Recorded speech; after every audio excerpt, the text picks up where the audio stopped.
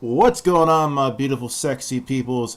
BMO Oddish J here, guys. How's it going? Joining me today, as always, my cohort, my partner in crime, the woman who has no goddamn eyebrows at all, the one, the only. Tiffany Draven. Welcome to our show, everyone. Welcome to Gouki discussion time, but in this episode, we will call it Gouki reaction time to SummerSlam 2018. SummerSlam was this past Sunday. A lot of reactions, a lot of feelings. So far, going down to being one of the best pay-per-views in a long time, and that's kind of saying something considering the fact that WWE hasn't had a really good track record as of late with their pay-per-views. But considering the fact of how this pay-per-view was, it's kind of an interesting one, seeing the fact that they actually did a pretty good job. A lot of twists, a lot of turns, some emotions that I were racing through my heart, me jumping out of my seat. But enough about my bantering and all that BS there. Let's get on with the show. So we'll go really quick of the pre-show, considering the fact that the pre-show wasn't really anything lackluster. Andrade Cien Almas and Zelina Vega defeated Rusev Day.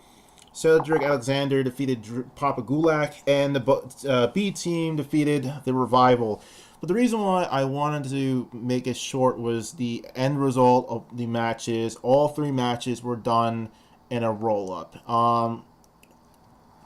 Now, to kind of get my point of view out of the way, I felt that it was kind of lackluster. It wasn't really exciting because this was the pre-show. This was the thing that was supposed to get people excited and going for SummerSlam. But having all three matches end in a roll-up kind of made it just kind of dull and boring when you saw it the second time around and you were just like, oh, then it's the third match is probably going to end in a roll-up. Even though the match with Cedric and Gulak was a slow start, it eventually got to where it was supposed to be, but it eventually, like I said, ended with a roll-up. And the B team, even though the B team has grown on me, it's just that how them winning the match with a roll-up just made the pre-show completely lackluster. How did you take the pre-show? I thought it was boring as fuck. Not gonna lie. I was expecting a lot better, especially from like the cruiserweight matches. I was really hoping that the cruiserweight match would be, you know, I guess like better than it actually was. Right. I feel like they could have done it a lot better, and they really could have shown off everyone's talents more. With the Lana and Rusev Day match, that was just like such a disappointment. Like, that was probably my least favorite match in the entire friggin' show. I agree. And that was one of the ones I was actually most excited for because I was like, oh my god, we actually might see Lana kick some ass. But nope. Well, see, the issue I had with that one was the fact that in that match we got to see the best of Lana, but obviously since Andrade, is rising to the top and showcasing his movesets and impressing so many people, it kind of would make a little sense to have him have the win. And it's kind of funny because we did predictions and I called it so. But the no, like, it's just I felt that it was disappointing because Lana just shows she can kick ass. She could. And Cedric and Gulak, the match was slow. It was, I won't lie, it was a slow pace, but it eventually got to where it needed to be and showcase why 205 Live is 205 Live. But it ended, like I said, lackluster. Bo Dallas and Curtis Axel against the Revival. It's a shame because the Revival was a great tag team in NXT. And when they came up to the main roster, they just became everyone's bitch. And That's then what they do with most NXT people, though. they do, and it's a shame because because if you go back and watch their match with DIY and Authors to Pain, it was amazing, and the Revival had one of the best matches in NXT. But now with Bo Dallas and Curtis Axel, no, don't get me wrong. Like I said, they grew on me. It's just that it could have been better for the pre-show, but enough aside, pre-show was a bit of a disappointment. The three roll-up wins wasn't really that exciting. But moving on to the first match of the main card, Rollins versus Ziggles. Rollins winning the match and obtaining the IC title. What did you feel about this match? I was really surprised that Dean didn't turn heel. I feel like everyone was, because that was like the perfect moment to do it. I won't lie. And WWE was like, no, never mind. I won't lie. I was sitting in my seat after the match was over and they were in the ring. It just felt like there was going to be a heel turn. The radiance was there. Like it was like there was so much energy that it could have just happened, but it didn't. And I think that's what a lot of people were disappointed at. But the match itself, I loved the match. It was high octane adrenaline. It was what you expect off the best of Rollins and Ziggles. And then you had, the interference from McIntyre and Dean, doing what they do. But it's just, I felt that this match is contender for match of the night just because of how Rollins and Ziggler are able to just put a great match together. They're both so talented, and they mix so... As soon as I saw them getting into a rivalry, I was like, this is gonna be so good, and they did not disappoint at all. No, they didn't. And like I said, I see the match as match of the night, and just because of the amount of storytelling that was done within the ring. But moving on to the next match, New Day versus the Bludgeon Brothers. Most notably, Big E and Xavier Woods going up against Harper and Rowan. This match ended with a disqualification on the part of the Bludgeon Brothers, DQing by hitting Big E with their hammers. I feel that this match was great up until the end.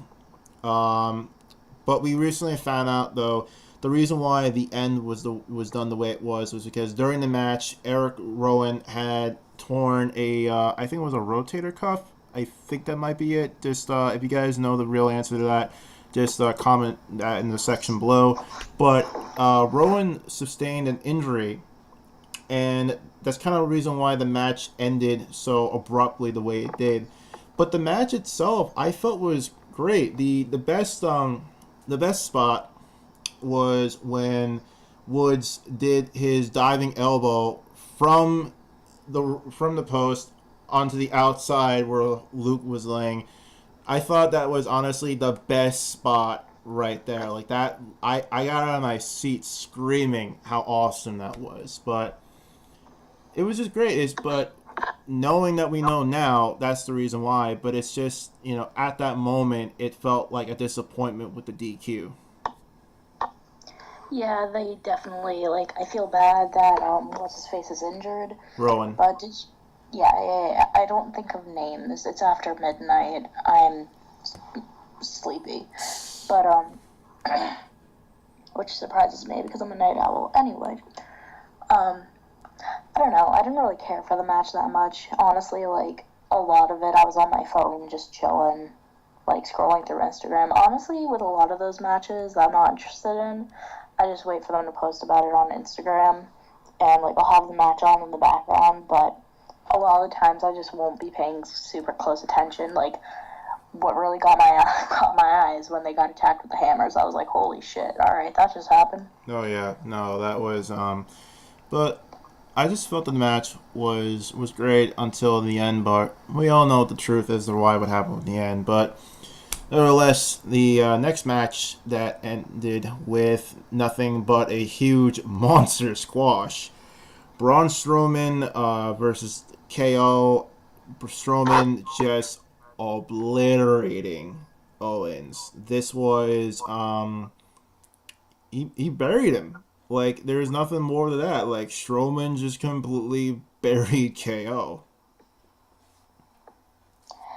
That was such a squash match, and I loved every second of it. I love KO so much, but freaking Braun is just like my knight in shining armor. Just seeing him in any sort of squash match. Usually, I've said this in a past podcast. I absolutely hate squash matches, but this one was just fun to watch. Yeah, it was fun to watch, but it's just that, you know, you have to kind of have the question, what's gonna WWE's gonna do from here with KO?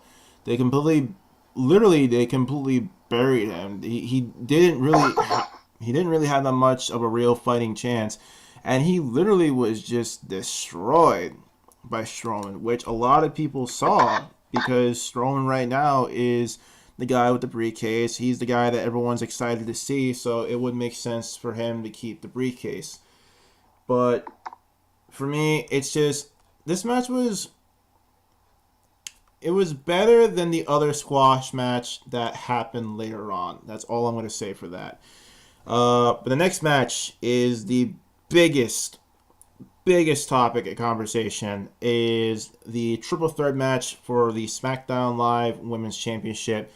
Charlotte Flair, Becky Lynch, and Carmella, with Charlotte Flair defeating Becky and Carmella, but Charlotte gaining the pin over Becky. And then the end result was Becky turning heel. Now, what was your immediate thoughts to this entire match, to the end of it with Becky just completely beating the holy hell out of her now former best friend?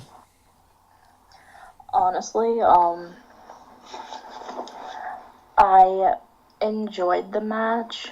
I don't usually enjoy women's matches, but that one honestly wasn't bad. Honestly, any match involving Charlotte and Becky, I usually enjoy. As soon as Charlotte pinned Becky, I was like, this is gonna be so good. At that moment, I didn't know who was gonna turn heel, but as soon as Becky started, I was like, yes, yes, yes, yes. Which I called it, by the way.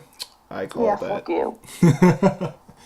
But Actually, no, that's a lie, because I said that I was basically thinking the same thing of you. So shut up. Oh, that is a bunch of lie. You said Charlotte was gonna turn heel. I said Becky was gonna turn heel. That is a lie. Anyway, so I felt that this match was great. It had its moments of suspense. The whole crowd was behind Becky. Every time Becky had a pin on either Charlotte or Carmella, the whole crowd was going insane. It looked like a whole bunch of people were going to have a heart attack the way it was going.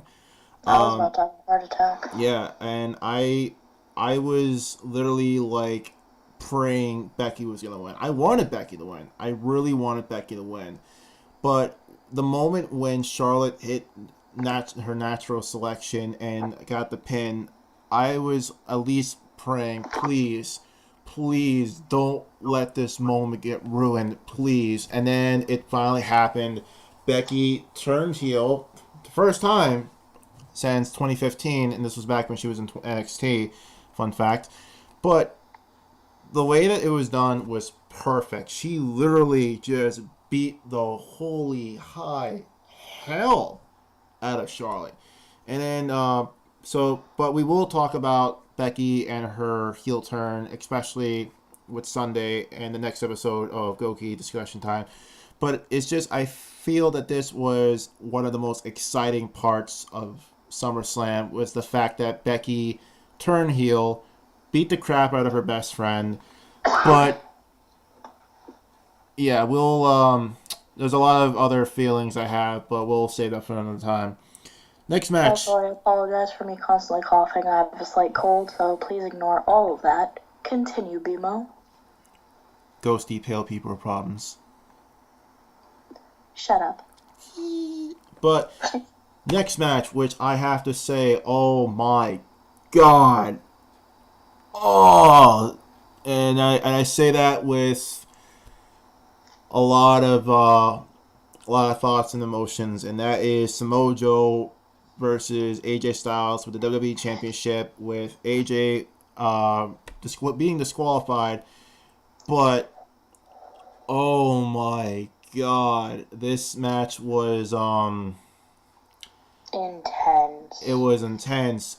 But what made it even better was the fact that Joe, before like they do the announcements of saying, from so and so with AJ, Joe just grabs the mic and he announces to the world that AJ's wife and daughter is here, and then he literally says to everyone, "But don't worry, Amy. Daddy won't. Daddy's not coming home, but I'll be your new daddy." And the moment that he said that, I literally was like, "Holy shit!"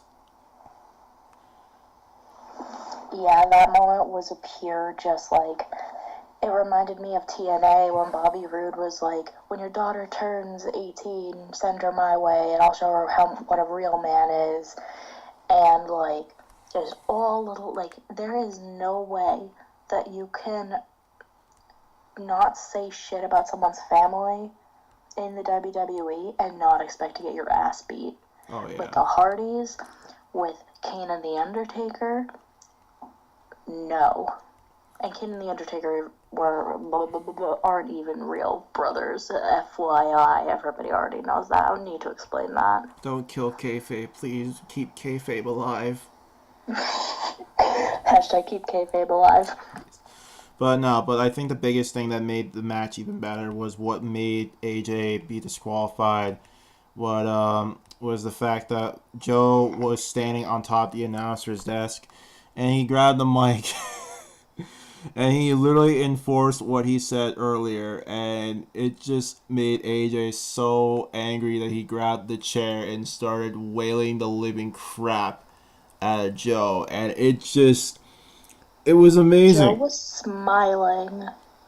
I know, and that's what made it so much better, and that's why I'm so happy that this match ended in a DQ, because now this feud is going to continue eventually down the line. Hopefully, and it will. No, not hopefully. It will happen at Hell in a Cell, and it was so exciting to see this entire thing and how WWE finally is they promoted the match by having promoting the match within the match.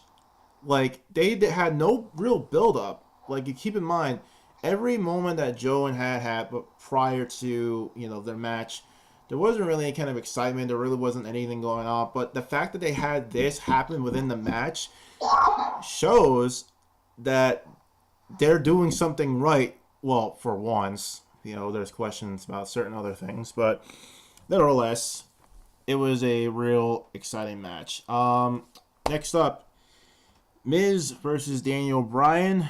Miz getting the win off Bryan, but doing it very cheatingly, hitting Bryan with a pair of brass knuckles when the referee wasn't paying. Well, no, actually, no. When Bryan was doing the suicide dive, Miz just KO'd him, and then that was it. How did Yeah, you how did feel? the ref see that? I don't know, but how did you feel about that, considering the fact that you called the prediction with Miz winning? Yo, I was fucking pissed. Honestly, freaking Brian deserves so much better than that. No, he does. I agree with that, because you don't know what they're gonna do with really Brian. I understand that this is the feud that's been in the making, but at this point, Brian is not is he should be the face of SmackDown, like on top of AJ, on top of like the other guys. He should be the face of SmackDown, or the face of the company. Let's just be honest here. But Bye, them Cena. we'll talk about that another time. But Daniel should they need to treat him better. than this. I understand that they want to keep the feud going, which is exciting. They kind of have Miz and Bryan, but the way that it ended, though, it in my opinion, Miz getting the win, it should have been clean. That's it. It should have been clean. There should have been no interference. There should have been no cheating of anything. I understand that it's part of Miz's character, but it should have just been a clean win for the Miz. And the fact that it was done like that, it just really just it killed it for me. It killed the ending for the match. It killed the excitement that the match had instead of it just being a clean win. I did not expect anything. As soon as I saw Maurice was there, I was like, Bryan ain't gonna win. Like, just for this. Unless Brie runs out and, like, kicks her ass when they're trying to get involved. Like, what you done on SmackDown, I was just like, oh, hell yeah, Brie mode activated. Oh yeah, but see, that was another thing that kind of annoyed me was the fact that prior to that, Nikki and Brie were being interviewed, and they were talking about their YouTube channel, talking about Total Bellas, and talking about all this crap, and they were talking about how they were gonna be on the sidelines, front row seat watching Ronda Rousey's match, but what kind of annoyed me was, okay, Brie, what about your husband's match? Isn't that also important? Isn't that kind of more important to be there for your husband? So that was the part that annoyed me. But that's just me. But enough aside, Miz beat Bryan. Tiffany called it. You can rub in my face. But next up is Finn Balor. Well, actually, no, not well. As Baron Corbin doesn't say, it wasn't Finn Balor. It was the Demon who defeated him this past Monday Night Raw. I freaked out as soon as the theme started playing. I was in tears. I would just start bawling my eyes out. I was like, the Demon is back. He's never been defeated as the Demon. No, he hasn't. And the Demon is what makes him exciting. And the Demon is what makes him have the appeal, because he goes to another side of himself that makes him this indestructible monster that could do more things than he can as a quote unquote normal Finn. But I was happy and I was excited, but I'm not gonna lie, I feel that this was one of the weakest matches on the main card, and the reason why is because the match was literally almost 2 minutes long. It was just a straight up squash match against Baron, and it was more the main focus was just Finn, the Demon, just beating the holy high out of Corbin, and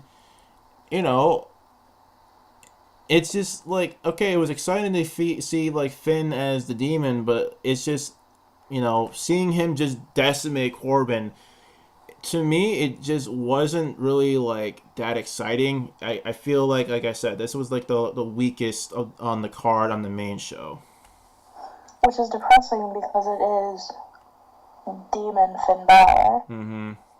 Which he should have a much, much better match than that. All of his other matches as the Demon are amazing, and then they give us this, and you're like, what the shit is this?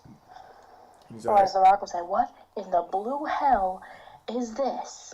Exactly. But it to me, it just, but when it comes down to though, thinking about it, what do you expect? It's Baron Corbin and being put in a match with Finn. We've seen it on Raw many times. It's just them giving the Demon. It just makes it a little special. It makes the Demon more of a spectacle. It made it mad. It kind of added. It was it was intriguing to have Finn return as the Demon. But nevertheless, next match we will talk about Nakamura versus Jeff Hardy. I wasn't surprised that Nakamura won. Let's just be honest here. Jeff is in a state where he can't do anything that he normally can. He says that the Swanton bomb has caused limitations onto his body. He can't do the things that he normally could do, 10, 20 years ago. But he still does the Swanton bomb. He did it twice, one inside the ring and one outside on the edge of the ring, which is the hardest part of the ring, just so you guys know. And I'm not going to lie, this entire match, I was like, Jeff, please, you don't have to go crazy. We love you. We know what you can do. Just take it easy for the love of God, man. Don't do your crazy antics. Yeah, especially with Matt being injured. Like, imagine if we lose both of them within the same year and they just got back. We'd all be like, no. No. That's not how it works. Because I feel like Matt and Jeff, well, at least Jeff is seen when he's not a champion as a jobber right now, which is so wrong. Mm-hmm. Imagine him versus AJ Styles. No, if that would be another dream match to happen within WWE. We're gonna have a video of all our dream matches. Why I just decided that. Stay tuned. Oh yeah, we will have that. Subscribe. We'll have that down the line. But it's just, I wasn't surprised that Nakamura won the match. I knew Nakamura was going to win the match and retain the belt because Jeff is injured. He's in pain. He's in a lot of pain, and Jeff needs to just take it easy because we all know the inevitable truth that Matt is going to retire. He's been posting it like crazy on his Instagram. All these photos. He had a photo of his two sons saying that the Hardy Boys will live on, and he's been posting all these stuff. He's been posting... I showed that to him and he started crying. I actually legitimately started crying, and she showed this to me while I was at work, and my coworker asked me, "Are you okay?" I'm like, "I'm fine. Don't worry, I'm fine." But no, I actually broke down crying because it's me and Tiff grew up with the Hardys, and seeing that type of thing was really nerve-wracking, and it really tore me apart. But back to the match. The ending part was just kind of and the reason why I call it is because Randy Orton came out after the end of the match, was walking slowly towards the ring, and looked like he was going to go in there and beat the holy high out of Jeff, and then he just turned around and just walked back, and that was it. I think it's because he didn't want Jeff to endure his penis-drenched hands and inadvertently touch his penis, but we all know that whole little story that's going around. We'll cover that another time, but I just feel that was just not needed. It was like, if you're going to have Orton do something, then just have him do it. But the fact that they had him just come in like that moment, like, it felt like the moment where you walk into a store and you walk in there and you were going to do something, you were going to buy something. You came with the intention of buying the one thing in the store, and then you just completely forgot and you just leave the store. It just felt something like that. Like or you walk into a room in your house to do something, you forgot what the hell you were to do, and you just leave the room. It's just like, walk into the room, I'm uninvited. Gonna back right out, because I feel like that's kind of proof that Jeff is injured, because Randy would usually go and beat the living shit out of him, but he turned around and walked away, and I feel like that's a low-key way of WWE being like, yeah, Jeff's kind of fucked up right now. Yeah. Like, we're gonna give him a little bit of a break. We also don't want Jeff to be touched by Randy's penis-drenched hands. Oh my god, BMO, shut up. That was a cough. But, yeah, but this match was a no-brainer. I knew Nakamura was going to win. But next match was sort of the most shocking one, in my opinion. Ronda Rousey winning the Raw Women's Championship from Alexa Bliss. This was shocking to me because I thought they were going to do something where they weren't going to give Ronda the belt just yet. I thought the match would probably end in a DQ, or it would end in something to kind of just protect both Bliss and Ronda and both their interests. But the fact that Ronda won this match, it was shocking. It was exciting. Like, don't get me wrong, though, it was exciting. Like, I was just like, oh my gosh, she won the belt. But there was a lot of other conflicting feelings I had. But let's talk about the match itself. The match was a squash match. That's what it felt like to me. Was nothing but a squash match. We had Bliss just running scared. Um, the funniest moment I had was when Rondo like sat in the middle of the ring and then No, no, no, no, no, no, no, no, no, no, no. No, who's ready for a new Raw Women's Champion? yeah, that was it. But like prior to I had that, to cut that in. it's all good. But prior to that, the funniest thing was when Ronda literally sat in the middle of the ring, and Bliss was given a chance to kind of do a chokehold on her, and nothing worked. And then the inevitable happened with Ronda literally making Bliss her bitch. How did you really feel about this match? All I can say is Ronda's getting a lot better at wrestling. Like, she mixes UFC fighting and wrestling better than Brock Lesnar does. Oh, well, with that being said, though, here's another thing that I have to put on there. Ronda, oh, fighter of the Alexa, oh, champion of the sun. Oh, you're a master of jiu-jitsu and friendship to everyone. In case anyone is like wondering what the hell that was about, that's a legitimate meme that I found on Instagram. It's beautiful. But no, it was but the match was a squash match. That's really what it was. Bliss was just being Bliss, but Ronda winning the match. But definitely Ronda, I will really agree with that. Ronda's gotten a lot more better in the ring since she's debuted.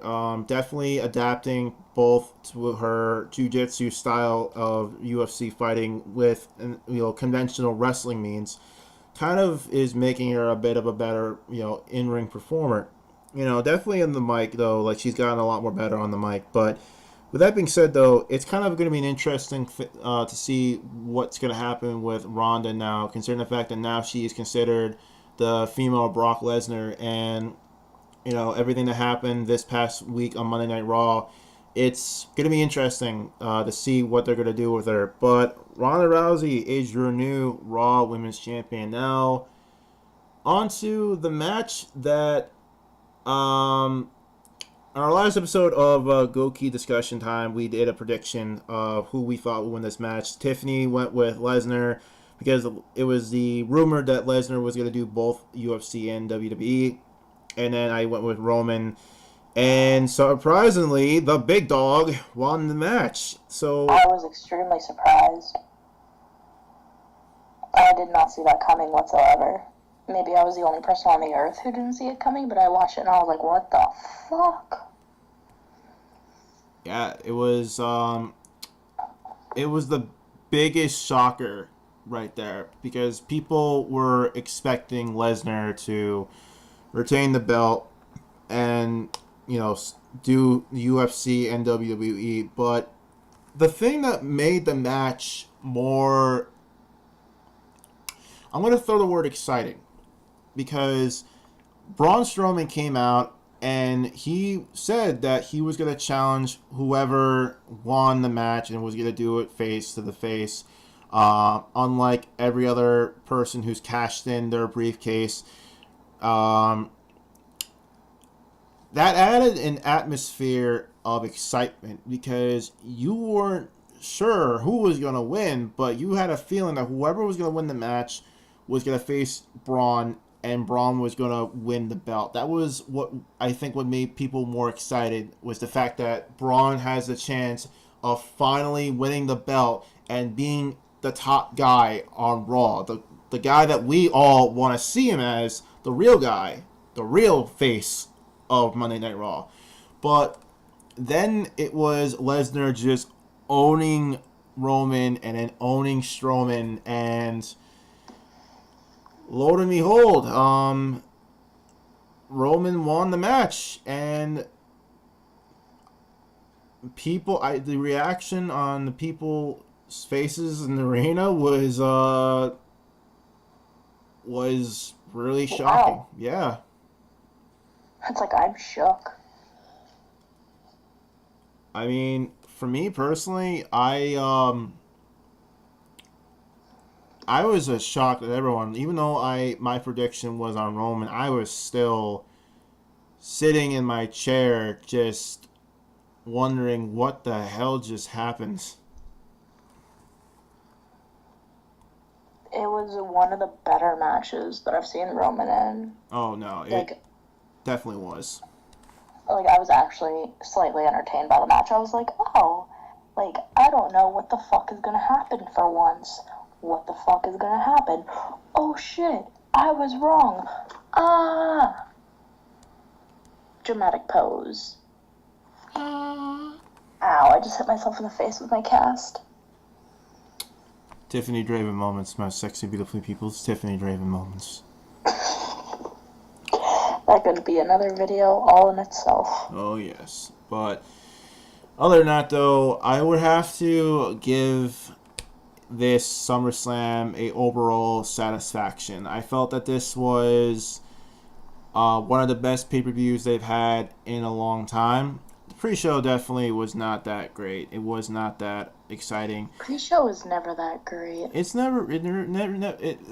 depends if they actually are able to do some things, but as of late, the pre-show hasn't been worth watching.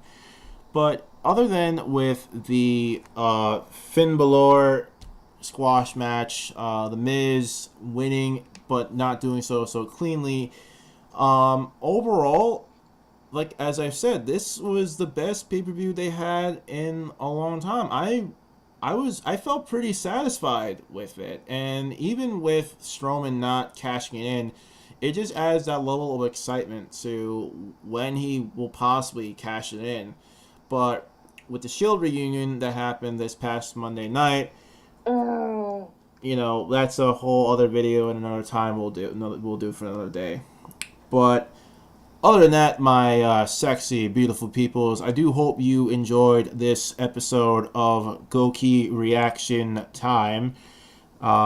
Stay tuned for the next episode of Gouki Discussion Time, which will happen sometime soon, possibly this week. The world may never know. But other than that, I am, of course, Bimo of the Oddish of the J. And I am Tiffany of the Draven, and